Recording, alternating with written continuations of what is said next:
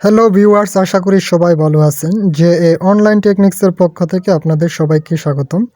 ভিডিওর থাম্বনেল দেখে বুঝতে পারছেন কী নিয়ে আলোচনা করব। আপনি হয়তো ভাবতেছেন যে একটি পুরান ল্যাপটপ অথবা পিসি কেনার জন্য।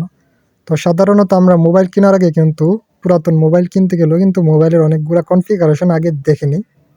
তো বেসিক কী কনফিগারেশনগুলো কোনগুলো দেখে আপনি কিনবেন সেই বিষয়টাই দেখাবো। আপনি কম্পিউটার অথবা ল্যাপটপটি ওপেন করার পর নিচ দিকে বাঁ দিকে কর্নারে দেখবেন উইন্ডোজ বাটনটি আছে। এই জায়গায় উইন্ডোজ বাটনটিতে ক্লিক করার পর উপরে দেখবেন সেটিংস নামে একটি অপশন আছে। আপনি এই সেটিংসে চলে যাবেন। আপনি সরাসরি মাউসের রাইট বাটন ক্লিক করেও কিন্তু সেখান থেকেও সেটিংসে চলে যেতে পারেন। তো সেটিংসে চলে যাওয়ার পর আপনার প্রথম কাজ হবে, যেহেতু আমরা বেসিক কিছু দেখব, মানে সর্বপ্রথমে কেনার আগে যেই বিষয়গুলো দেখব, তাই প্রথমেই দেখব সিস্টেম নামে একটি অপশন আছে। এই সিস্টেমের উপর ক্লিক করব। এটার উপর ক্লিক করার পর আমরা সবার নিচ দিকে দেখব অ্যাবাউট নামে একটি অপশন আছে। আমরা যখন কোনো একটি নতুন ফোন কিনতে যাই অথবা পুরাতন ফোন কিনতে যাই, এক্ষেত্রে কিন্তু আমরা অ্যাবাউটটার মধ্যে গিয়ে দেখি যে ফোনের কনফিগারেশনগুলো কীরকম। ঠিক তেমনইভাবে আপনি কম্পিউটারের মধ্যে আসার পর এই জায়গায় কম্পিউটারটি কত জিবি র্যাম দিয়ে চলমান আছে, অর্থাৎ আমরা মোবাইল কেনার সময় কিন্তু দেখি মোবাইলটা কত জিবি র্যাম আছে। এবং কম্পিউটারের সবচেয়ে দামি এবং পাওয়ারফুল জিনিস হলো, মানে যেটা অধিক কার্যকর, সেটা হলো প্রসেসর।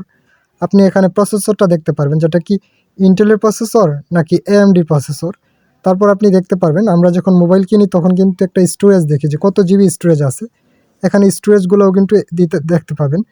একটু নিচে আপনি এই জায়গায় দেখবেন আপনার কম্পিউটারের নামটা এবং কোন ধরনের প্রসেসর এই জায়গায় ব্যবহার করা হয়েছে এবং র্যাম কখন থেকে ইনস্টল করা হয়েছে, কম্পিউটারের ইউজার আইডি, বিস্তারিত সকল তথ্য কিন্তু এখান থেকে আপনি দেখতে পারবেন। তারপর যদি আপনি একটু নিচ দিকে যান, কম্পিউটার পিসির মধ্যে কিন্তু উইন্ডোজ আপডেট করতে হয়। এই জায়গায় কোন ধরনের উইন্ডোজ ব্যবহার করা হচ্ছে আপনি সেটাও দেখতে পাবেন। সর্বশেষ কত সালে উইন্ডোজগুলো আপডেট করা হয়েছে অথবা কত তারিখে আপডেট করছে সেটাও আপনি এখান থেকে দেখতে পারেন। এই সিস্টেমের মধ্যে ডান বাঁ দিকে দেখেন আপনি অনেকগুলো অপশন আছে।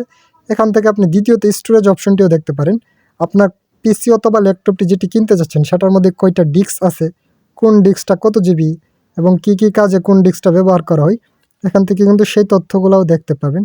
ঠিক এভাবে আপনি প্রাথমিক যে ধারণাগুলো কোনো নতুন অথবা পুরাতন যে কোনো ল্যাপটপ অথবা পিসি কেনার জন্য এই প্রাথমিক ধারণাগুলো সবার প্রথমেই দেখবেন, তারপর আপনি কিনবেন। আশা করি এই জায়গা থেকে আপনি অনেকটা ধারণা পেয়ে যাবেন। যদি কোনো প্রশ্ন থাকে তাহলে কমেন্ট করে জানাবেন। আপনার প্রয়োজনীয় রিলেটেড বিভিন্ন ধরনের ভিডিও আমি আমার চ্যানেলে আপলোড করে রেখেছি, তাই আমার চ্যানেলটি ঘুরে আসার জন্য অনুরোধ রইল।